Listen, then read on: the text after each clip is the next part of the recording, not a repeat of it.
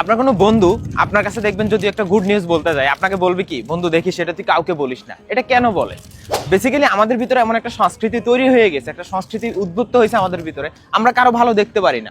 আপনার একটা good news যদি কাউকে বলেন, ও আচ্ছা ঠিক আছে কনগ্রাচুলেশন, আপনার সামনাসামনি কিন্তু আপনাকে কনগ্রাচুলেশন জানাবে, কিন্তু পিছনে গিয়ে ও কিভাবে এটা করলো, ও তো এটা যোগ্য ছিল না, মানে এমন একটা সংস্কৃতি তৈরি হয়ে গেছে, পিছনে একটা গসিপ করা শুরু হয়ে যায়।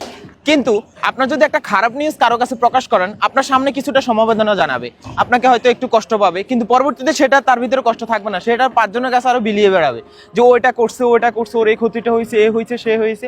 আমাদের সংস্কৃতিটা এত নষ্ট হয়ে গেছে, বিশেষ করে আমাদের জেনারেশনটা, আমরা সাধারণত আমাদের খারাপ কথাগুলো নিয়ে গসিপ করি সাধারণত সবার কাছে, বন্ধু বান্ধবের কাছে, কিন্তু ভালো কথাগুলো নিয়ে নিজেরা প্রতিনিয়ত একটা হিংসাত্মক বোধ কাজ করে। আমরা প্রতিনিয়ত নিজেদের প্রতি, অন্যের প্রতি একটা হিংসা কাজ করি। আমি যে নিজে চেষ্টা করবো সেটা আমার ভিতরে নেই। ও কিভাবে বিদেশ গেল, ও কিভাবে এত টাকা স্কলারশিপ পেলো, ও কিভাবে এই বয়সে পিএইচডি করতেছে, এই ধরনের হাজার ধরনের গসিপ আমাদের ভিতরে তৈরি হয়ে যায়। ও কিভাবে পারলো, কিন্তু আমি কেন পারি না, সেটা আমাদের ভিতরে তৈরি হয় না। তো প্রতিনিয়ত আমাদের সংস্কৃতির ভিতরে অন্যকে যত ছোট করা যায় সেটা সবসময় চেষ্টা করি। আরেকটা মানুষ উপরে উঠতেছে, কোথায় তাকে সমবেদনা জানাবে, কোথায় তাকে হেল্প করবে, তা না, বরং তার ভিতরে যত ধরনের বেড ইম্প্যাক্ট আছে, বেড ইম্প্যাক্ট গুলো তৈরি করে।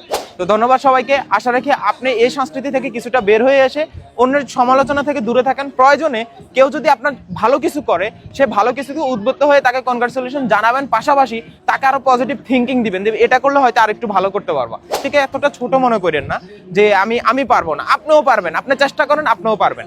আপনার পারার ধরনটা হয়তো অন্য ধরনের হবে, বাট আপনিও পারবেন। ধন্যবাদ সবাইকে, ভালো থাকবেন। আসসালামু আলাইকুম।